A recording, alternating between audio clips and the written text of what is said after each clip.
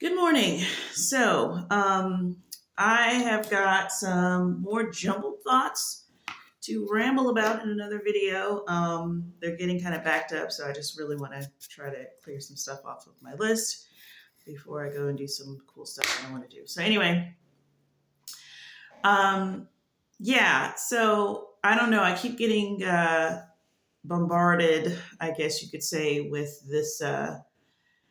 I'm still on this whole like historical evidence for the Bible thing. I keep finding these videos that is exposing me to the academic viewpoint, which I can go ahead and tell you now. I mean, I don't know. I went to it was a liberal arts school, but it was a Christian school, and they just did not have the beef that they seem to have now with all of this stuff.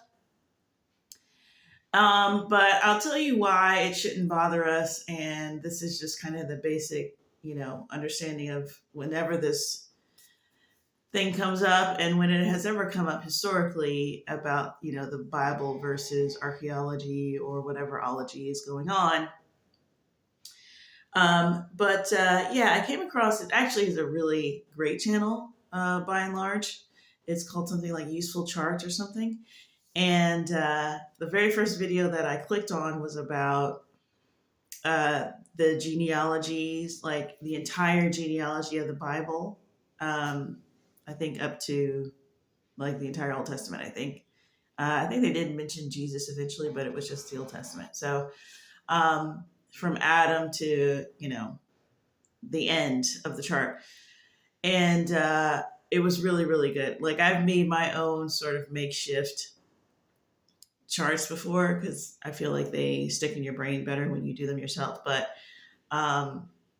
yeah, I just love having all of it right there. And they even have like a link where you could buy your own and like have a poster. I'm like, I'm low-key gonna buy this for like $19.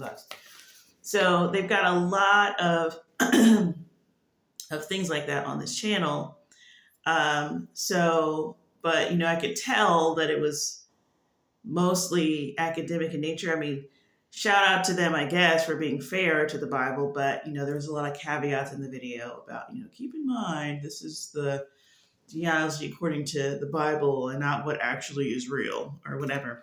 And so you had one video that was, true to the biblical genealogy. Then he had a video about like I don't know, it was like opposing views, I guess, or like what I think it was. Okay, the second video that I watched was the um, biblical characters that they actually have historical evidence for. So, and surprise, surprise, it was a lot of people that the Bible doesn't really spend a lot of time on. So, I mean, it was very interesting and cool. Because it was talking about like one of the kings of Israel was Omri, and there's a tablet somewhere about, from a non-biblical source talking about, Omri, king of, whatever. I think like there was something that said something like from the line of David or something. I forget. I don't think it was Omri because I don't think Omri is in the line of David, but somebody was mentioned, but there wasn't anything about David himself. Which is, I guess, a big, huge thing of contention in historical circles because it's like, well, if he was, the big to-do hullabaloo guy, where's all the evidence? Where's Solomon? So they have come up with this whole makeshift history that's like, well, what we think happened is that he came later and that, or they were happening at these kingdoms were happening at the same time, because if we're going by the dates that the Bible says, like, this is really just like a podunk city. It's not really a kingdom, but like later in the timeline, like it's a kingdom. It's more like, kingdom-esque. And you're just sitting there like, what? So it's just more nonsense. And obviously, the source of the rot is the academic circle. And it's really unfortunate because when you hear their reasoning, you can't even believe it. You can't even believe it. And it just makes you glad that they're not, investigating your mother's murder, because you'd probably be in jail.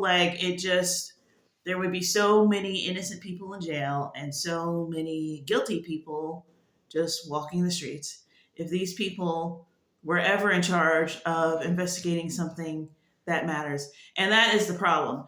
It's like these things are ancient, they're old, they've got tenure, and they like to have consensus and like to go to parties and sound smart. So when that is your primary motivation, you can have all types of wackadoo hypothesis. When you are a homicide detective and the span of time is days, and you've got a family, an angry family, trying to figure out what happened, you can't just come up with your own crap and just be like, oh, okay. So I've come up with an equivalent thing of like what these people are doing, what this sounds like if you were to take what they're saying and what it sounds like and put it into a homicide investigation. Like, this is what it sounds like. So they're like, okay, well, we found a body inside the house, and and but we also saw like a broken window. There's a broken window, and a body upstairs on a bed. So but the body was an older woman, and all the pictures inside of the house were of younger people. So we don't think that that person owns the house. More than likely, it's someone um, that probably came in through the window, and then the glass, because there was broken glass. So they probably suffered injuries from the lacerations and then just succumbed to death in the upstairs bed and died there. And you're just like, what? What are you talking about? So we're ruling it an accidental death of a stranger, because whoever that was clearly didn't live in the house, because there's no pictures of that person in the house, and all the pictures that are in the house are of younger people, like big numbers of younger people. And we did not find any younger people in the house. We didn't find any rooms that they could be in. So it probably is just a strange old lady that had Alzheimer's, more than likely, and she just banged her head through the window and just cut herself and then bled to death on her own bed. Case closed. Like, that's what they're doing to your Bible, because they're idiots. Or I don't know. Why would anybody, like, I personally don't have any trust that if they like went down to the whatever, or they went up to whatever mountain and they found a whole entire ark perfectly preserved, I don't trust them to tell anyone about that. I don't trust them to not torch it. They probably wouldn't, because people would see the flames from space. So I don't trust these people to be like, hey, everybody, Noah was really real. The flood is really real. The world's really 6,000 years old, and the Bible's true. Like, I never expected them to do that anyway. So for people to like listen to these people and be like stumbled up because of what they found is like the most insane thing. Like, one of the other points that they actually tried to bring up, which is the most insane thing, it's like you're living in an insane world where people like these are the people that are entrusted with information. Like, it's so scary. But like, They were talking about Egypt and how at that time period, when the Israelites left Egypt to go to Canaan, that Egypt actually had control of Canaan at the time. So he literally just said, why would the Israelites flee from Egypt only to go to another part of Egypt? So what likely happened, and he just moved on, like that wasn't consistent and it didn't make sense.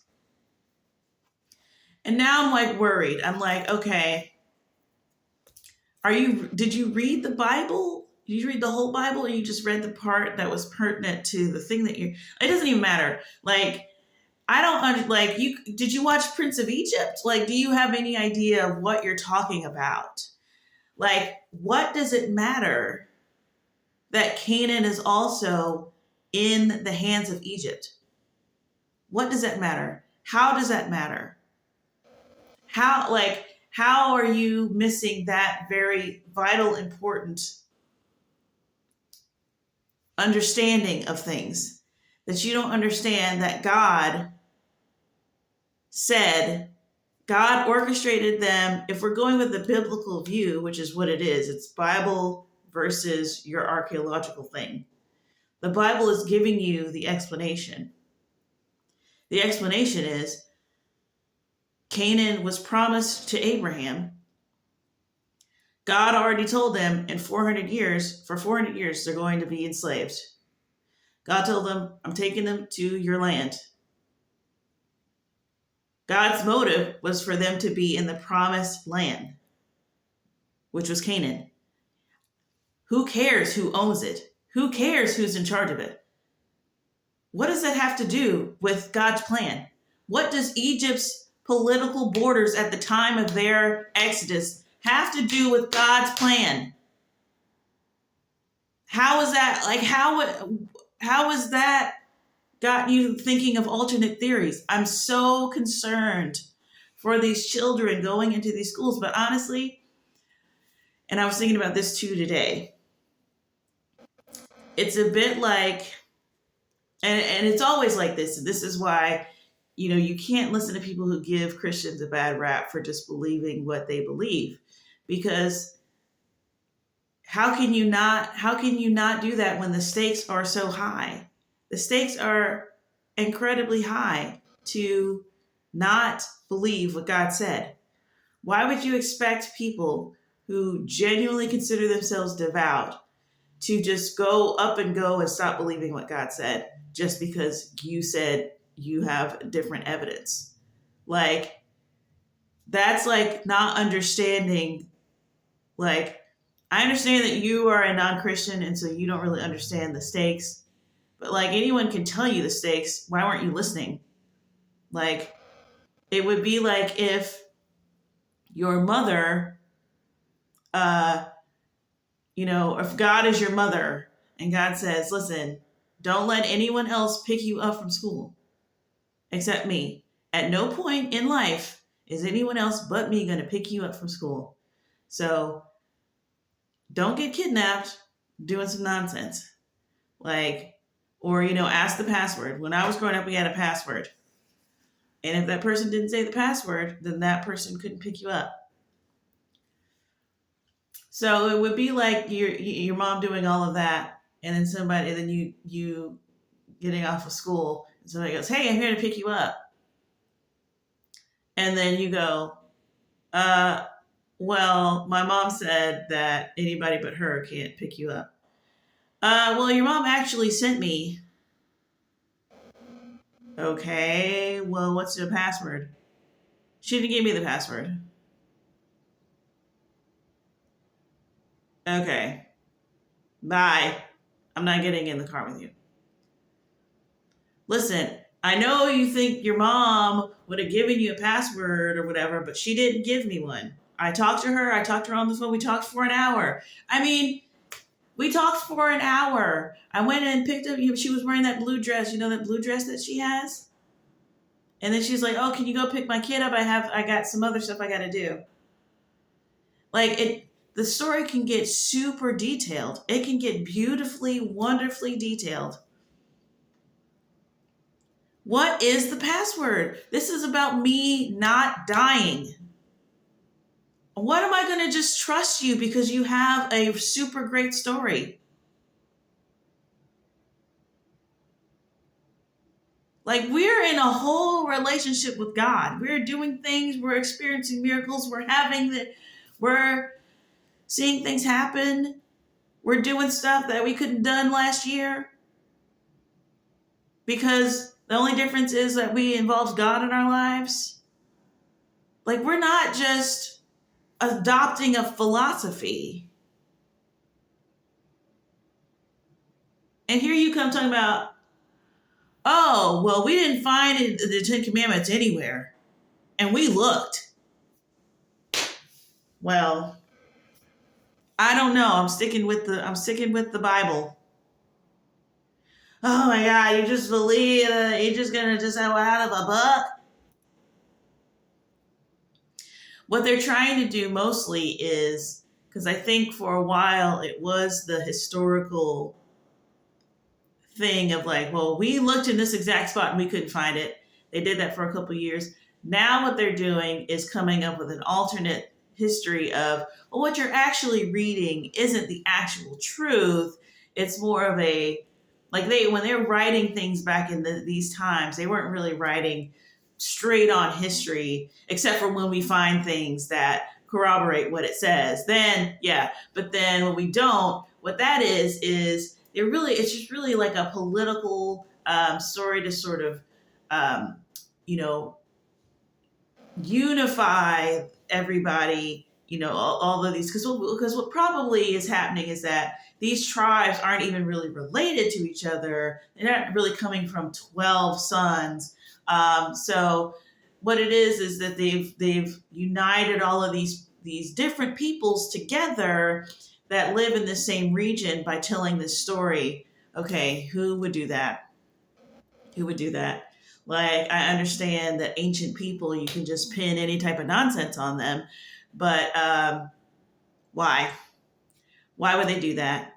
I understand why we would need to do that here in America, because it's a very large country that's been successful for a really long time, and it's a big blob. You need everybody to be on the same page. So let's make up some propaganda. Let's make up something so that we can convince the people not to revolt, or let people not protest when we go to war on something. When the country at large goes to war, we need to be united. But like, this place is like not even the size of Georgia.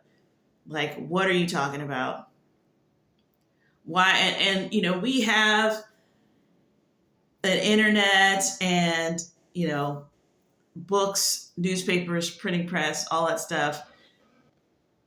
The last 500 years of media has been very, very fast compared to the rest of society. Why would somebody get out a piece of stone and that chisel joint to make up a fake story about 12 sons that never happened? And then also, Jesus seemed to believe that it happened. Is he a moron? Paul believed it. Stephen got stoned and told us the whole story of the Jews. That's happened multiple times where someone has run down the story of the Jews and the patriarchs. Why would they make that up for political reasons? Like, you just think we're dumb. You're dumb. Or you just, I don't know, someone paid you? You think we're all stupid and this is our life, and you are just making fake fairy tale alternatives for it. And it's to the point where if you're 19, 20 years old and you're going into these colleges and you haven't had a single encounter with God, your Christian parents has been so blessed by God and had so much whatever, that you got to your age and you never had a single personal experience with God, and you get taken in by this nonsense, and you just basically, I think it was kind of frowned upon back in the day to sort of turn your back on your parents' gods. Like, I think that was something that happened. That was the thing. It was like people, you could say what you want about the polytheism, but they did believe all them gods was real and that there was real repercussions, and it probably was. Demons don't like you just going off and doing whatever. God is a lot more, God will let you go off and do whatever. And, you might not think that based on the Bible, the history of the Bible and the smiting and the this and the that, which is really not that much of it. But, part of it is that those people made a covenant with him to stay with him in the wake of an incredible amount of paganism. So that was a unique situation. And I was thinking about that the other day, about, why was he why was it such a push pull for hundreds of years with these people, especially when you see him in the desert and he's ready to wipe them all out and start over with Moses, and just a lot of just turmoil between God and these people. And you don't see that very much anymore, obviously. And what's the deal with that? And I just recently reread Chronicles like all the way through, and just sticking around in the New Testament or in the Old Testament, it helps you to remember. You got to like keep everything fresh in your mind. It's really hard to do. Even if you do good and you read every single day, by the time you read, Judges, you've forgotten a lot of stuff in Genesis or whatever. And for some reason, I was reading Chronicles, and I was able to recall that, what, this whole thing with the Israelites is not even like necessarily God's personality. Like, this is just his personality. He made an oath.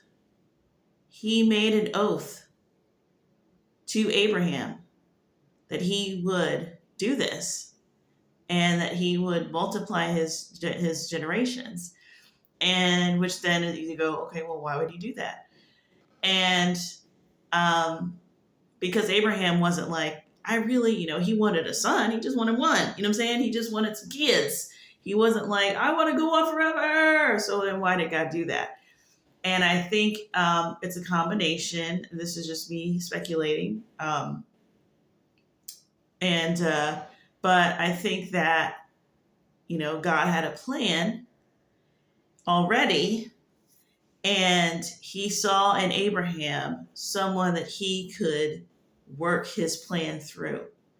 So he very much, I don't think that he, as much as God can cooperate with us, it kind of seems like, okay, well, did Abraham have any say in this? And it's like, yeah, he actually had a lot of say for being a human, because God could have just totally been like, this is what I'm doing.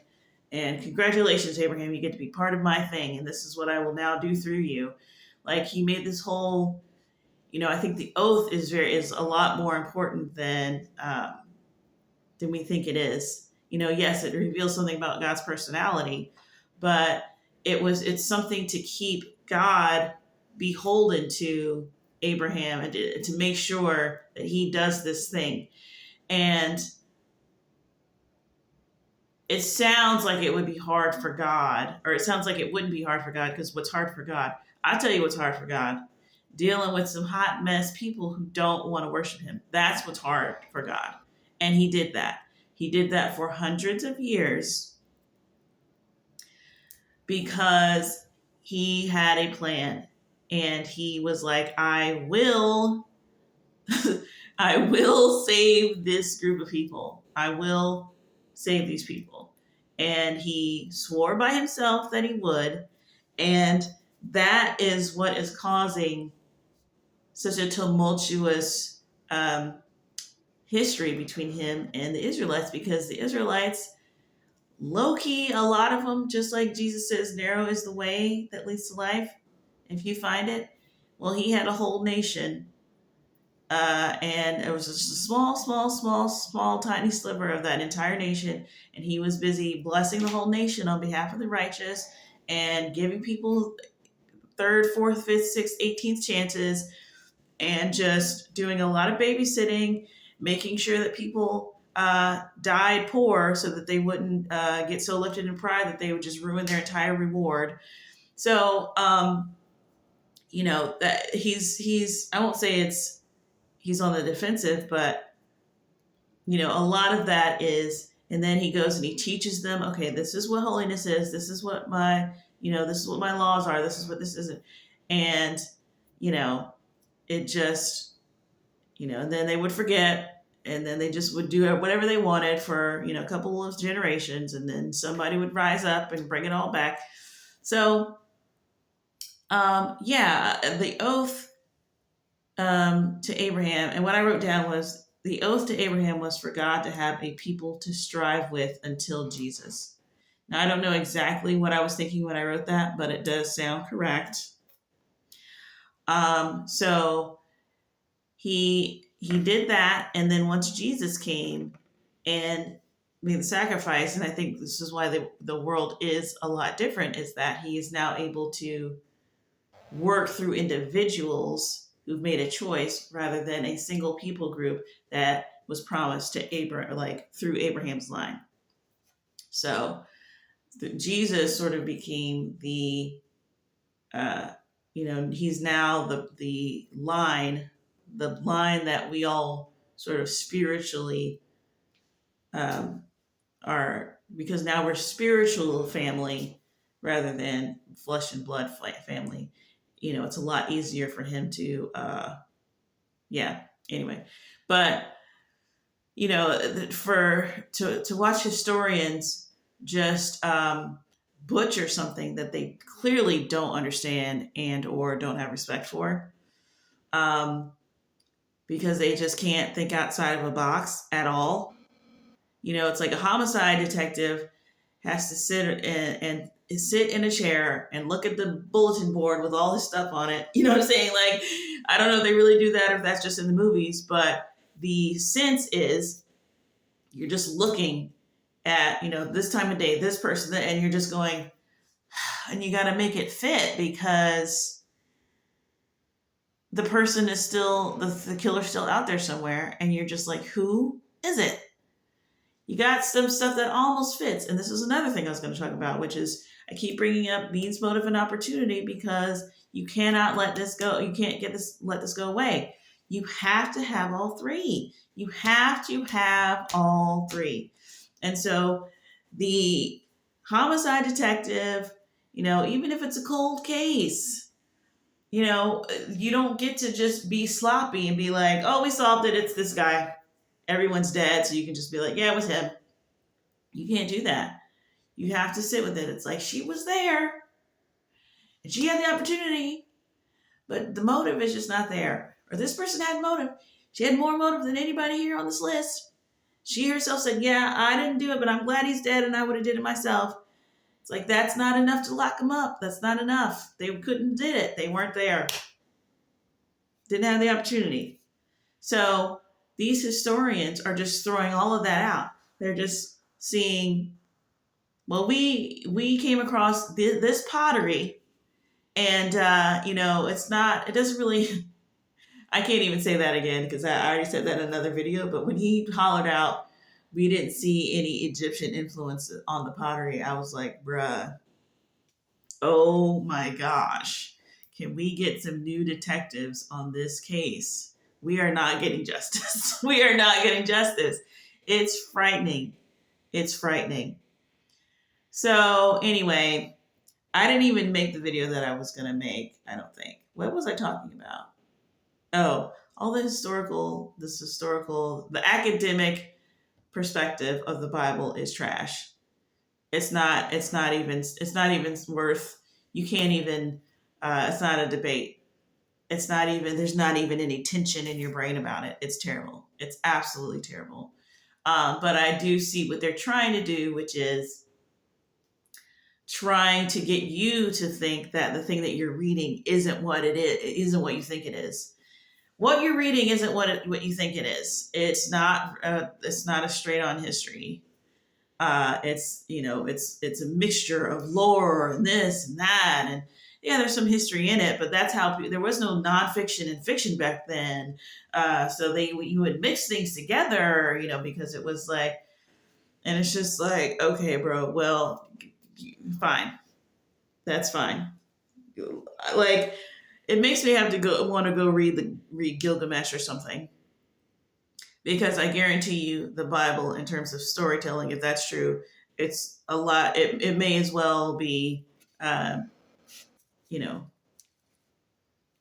historical. This might as well be like, what do you call it? What's that thing that makes computers? Um, Whatever. It's data. I mean, Gilgamesh is all over the place. Like, I read it in college one time, and I was like, really? Like, you cannot take it seriously. You can't. And the Bible is simply got too much detail. Is clearly people trying to convey to you something that happened. There was a couple of interesting things that he did bring up, actually.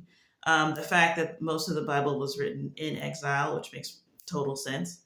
That, it became, they were like, hey, maybe we should write some of this stuff down because, maybe at that point before that, they weren't really concerned with, I'm sure some of it was, I'm sure the first 5 books were probably, something that got copied down a lot. But as far as like the history up to that point, like after the patriarchs, I can see them being like, maybe we should write this stuff down before we get wiped out or whatever. You definitely get the sense that everyone knows and is taught this. So, in Israelite culture, like, this was, if they had a school, that's what they would be learning about, is the history of themselves. And you get the sense of that to this day. So it wouldn't surprise me that they would be able to just sort of write it all down in a history fairly easily over the course of however many years. And to be fair, this channel also had, or wait, maybe that's another channel. There's another channel that I found that showed all of the places that are listed in the Bible, like all of the actual countries and cities and stuff, like if their names changed or whatever. Very cool, very interesting. I've been wanting to do that for a long time. Figure out where everything was in relation to everything else.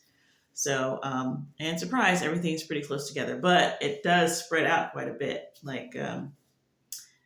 So that was interesting. And then another interesting thing that he said that I totally forgot about and didn't really think about, actually.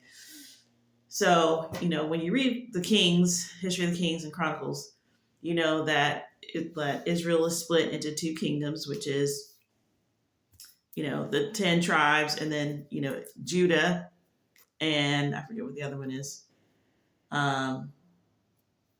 Maybe it's Levites, but they didn't really have land, so I don't know. Anyway, so the thing is split into 2 kingdoms, which is really just the line of David is one kingdom, and then just another line of just various different people over time. But eventually, the northern kingdom, which is Israel, the Israel that is not related to David, the northern kingdom gets carried off in exile first, and then eventually the southern kingdom gets carried off into exile. And what that video pointed out is that the northern kingdom, I just didn't think of it in terms of tribes at all. I just thought of it as regional things. And the northern kingdom, which descended into paganism pretty quickly and deeply, got carried off into exile and scattered for real. Like, no one, people are having a hard time tracing those tribes. But somebody like Jesus, who, the New Testament, the last Old Testament book and the New Testament book, there's like 300 years in between there. And Jesus is tracing his lineage back to, Judah, back to David. And, I probably on an individual level, people are keeping track of like what tribe they're from or whatever. But for the most part, the the lost 10 tribes is like a thing. And I was like, whoa, okay, first of all, that's God like whittling it all the way down. Like he was serious about that. Like I think because Israel is somehow back to its original state and by some miraculous turn of events that we take for granted that well, I wouldn't say that we take for granted, but I just kind of assumed like, oh, okay, well, they were all scattered, but now they're back, and everybody knows where they're from. Well, the ones that went into exile first got scattered to the wind, and I was like, wow. And then it made me think about Revelation, where it talks about the 144,000, and I'm like, oh, that's really significant then. That's really significant then, because don't nobody know where Dan is? Like nobody knows where these tribes are, but God knows where these tribes are. Where where the bloodline is. God knows where the bloodline is. So very, very interesting. And I'm like, oh, is that what all that Ashkenazi business is about? Because it's like there's a whole conspiracy thing about the Jews, the synagogue of Satan, who are whatever, and not necessarily that, but just like all of the conspiratorial things around Jews. It's like, oh well, like the Rothschilds and all of these people that are like could barely be considered Jews at this point. It's like, well, that's probably all this one and the same. Like that would make sense. That would make a lot of sense. Rather than it being just like some rogue Jews who are now just, I'm sure there's plenty of Jews that are just atheists and they're non-religious or whatever. But if there was a group, if the 10 tribes just literally God just like wiped them and they just disappeared into, pagan roots of whatever nation conquered them or whatever. Because you don't follow them.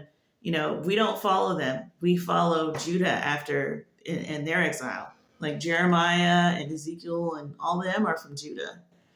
So very interesting. That was an interesting little tidbit that I had not thought about. So shout out to that trash channel for giving me that.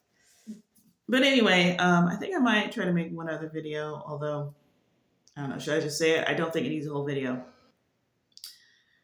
So, you know how folks are like, oh, the church is divided and the denominations and blah, blah, blah.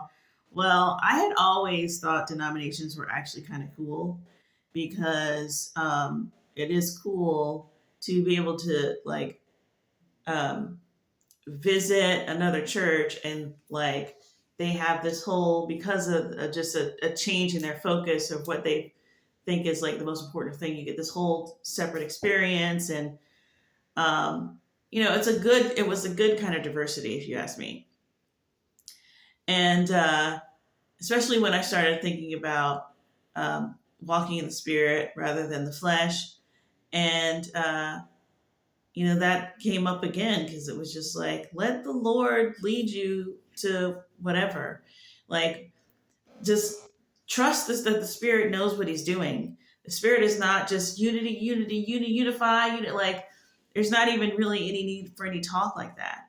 And when you see like the way that Paul like has people deal with disputes, and I think in the beginning, yes, of course you're going to think about unity because it's just you and versus the world, and you're just trying to, everybody is trying to not get scattered and persecuted and survive. So it's like, but it isn't even particularly, it's not like, listen, this is, you guys are all you got, so do whatever. It's very much like, no, expel the immoral brother. And if this is what you're doing, this is causing your brother to sin, and making distinctions within the church of like, don't tolerate this behavior. Don't tolerate this behavior. So, and then also follow your conscience, and whatever you think is sin, and like all of these little stipulations. So I can see how it can get like,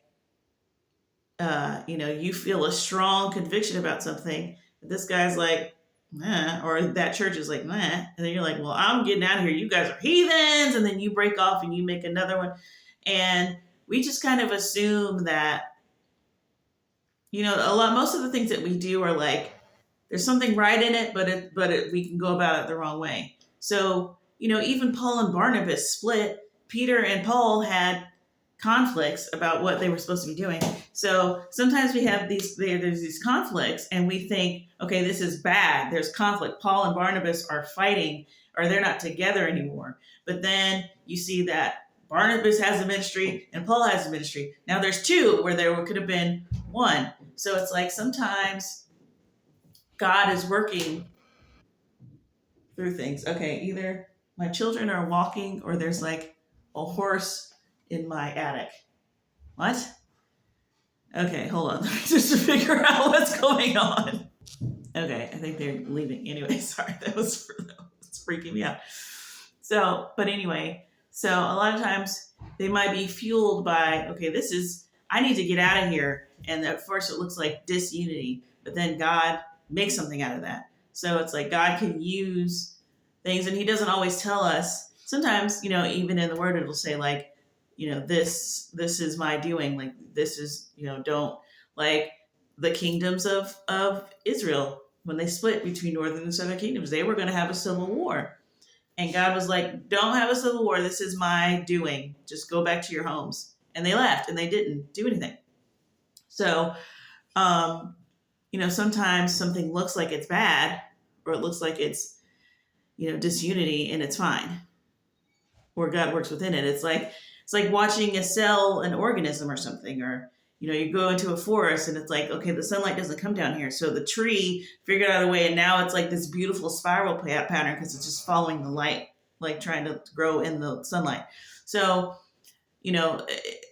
I believe that the Holy Spirit is totally, well within its, within his capabilities of making something organic without us having to have all of these stipulations about what our mission statement is and what's going to be the official stuff that we study and blah blah blah, and having that be uniform so that it'll keep us united, because the devil ends up using that against us and being like, oh, look at all of the stuff that they propped up to make it seem like, and just make it like it's conspiratorial when it's really just human, fleshly, whatever, trying to make something. So, it came up again when I was listening to something about Constantine and just like making Christianity the official religion, and how the state of Christianity at that time was all of these divisions. And there was like, okay, here's what we need to do. And that's kind of what the Catholic Church did, is like, okay, here's what we're doing. God is, whatever. He was born of a virgin, blah, blah, blah. And, all of that's great. But again, was that necessary, or did we mess up a natural ecosystem? Because when you have the diversity of, well, we believe that Jesus is this, and we believe, and because let's be honest, the best you can get to as far as just having like a pure theological soundness is like 48%. I don't know. Let's give it a majority, 51%. You're 51% right. It's like if you're reading your Bible, you're doing baptism, you believe in the whatever, like the best you're going to get is 51%. You don't know what you're talking about. You don't know what this is. You don't know what we're doing. God is like already giving you like this sort of abbreviated thing to follow that until we get to the real place. And of the abbreviated thing, you're only kind of doing that. What does it matter that there's a denomination, bro? What does it matter that they believe that there's baptism and you don't believe that you need to actually physically be baptized in physical water, and these people don't, whatever. And again, just like the thing with all these different populations that have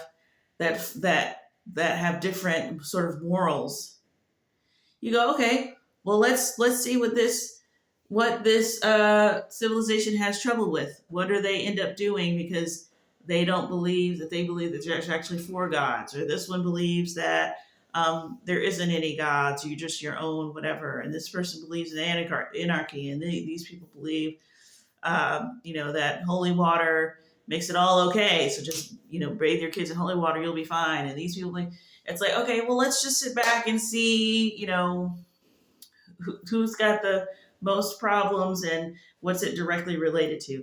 If you absolutely believe that no, you have to be baptized in water as an adult, and you got another denomination that believes the complete total opposite of that, let's see if what they're missing is, it's like whatever. They have a different 51% than you do. You're like, your 51% of the pie is that, their 51% of the pie is that. Guess what? You're covering more ground.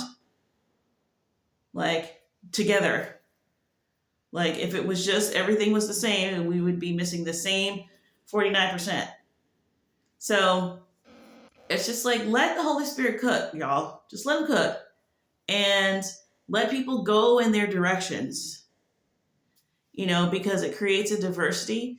And, I have noticed by and large that people are unified by God, by Jesus. Like, all Christians are unified by Jesus on the cross. Like, that is, I wouldn't say that's all you need, but that's a big part of it. That, so, yeah, that's fine. At its peak, it's great. It's great to be able to go to another country. When you go to, like, not necessarily a mission trip, but we've been on trips where we went to other churches or whatever, and it's amazing. You go to, I mean, I've never been to an international thing like that, but I can imagine you get there, you go to a church, the German church, and we're like, there's American Christians there, and then you're having dinner, and just being Christians, and you go to their church, and it's dry, but you're respectful, you know what I'm saying? Like, but then there's some cool stuff about it. It's really, it's quiet, it's worship, it's, just different. And, it's great.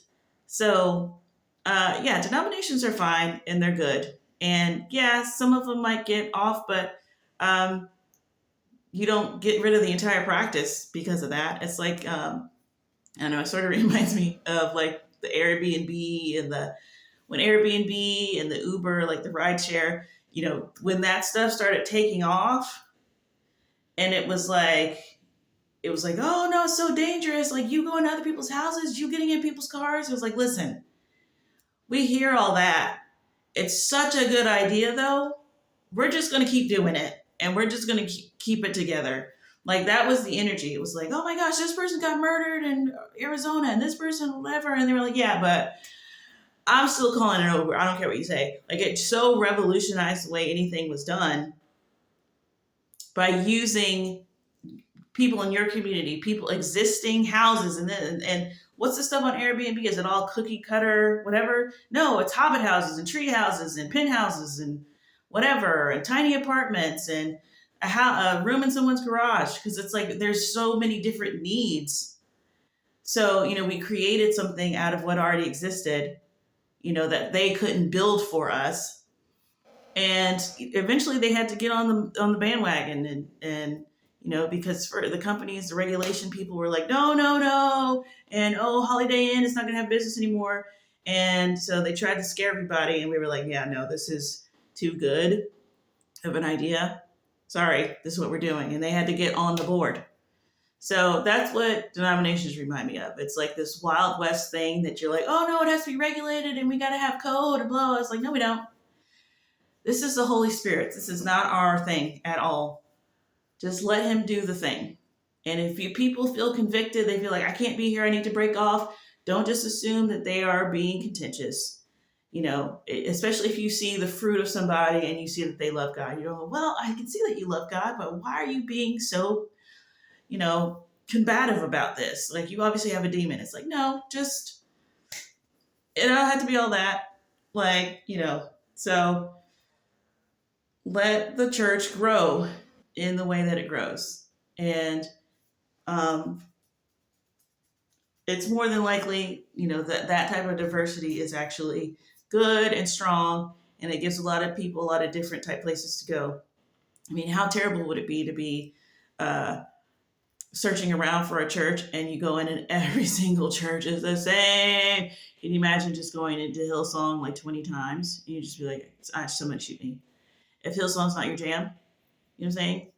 So, so yeah, I think that we need to just chill out on uh, trying to make everything so uniform. Like, just get your hands off it. Keep your hands off it. Just like the Bible, just like everything else. It's like, just God knows what He's doing, and He knows you. He's already factored you into this whole thing. You don't need a chart. We don't need to make a thing. He's already figured it out. So just follow the Lord's leading and don't like make something out of something, that you don't understand. Because even like, the conclusion jumping with stuff that's already happened and is done, it's like that whole thing with Paul and Barnabas. It's like, well, we can't follow Paul because he just starts fights. It's like, you don't even know what you're talking about. He made the Bible, so you can't, like, you don't know the whole thing, obviously. And guess what? Peter made it too. Nobody just got discounted because they had a split. Like, so, yeah, that's what I want to say about that. Okay, I'm going to go do some other stuff and I will see y'all soon. Bye.